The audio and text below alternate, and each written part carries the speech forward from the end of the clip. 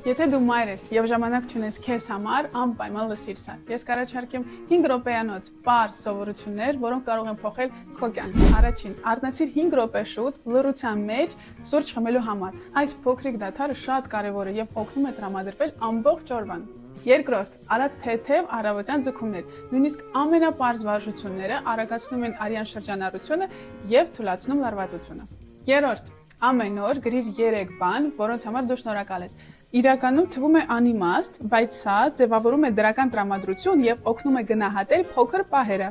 Չորրորդ, շնչառական վարժություններ կամ մեդիտացիա։ Փակիր աչքերդ եւ պարզապես շնչիր։ Սա նվազեցնում է ստրեսը եւ թույլատնում նյարդային համակարգը։ Մեր լավ մամահավելվածում, որը բացարձակ անվճար է, կան պատրաստի մեդիտացիաներ։ Պարզապես միացրու եւ լսիր։ Ընդամենը մի քանի րոպե հետո դու դառնում ես նոր մարդ։ Եվ վերջում, թեև սա չի տեղավորվի 5 րոպեվա մեջ, բայց ես ձեզ խնդրում եմ, գոնե 2 շաբաթը մեկ ինքներդ ձեզ հրավիրեք հանդիպման, այցելեք հետաքրքիր խանութ,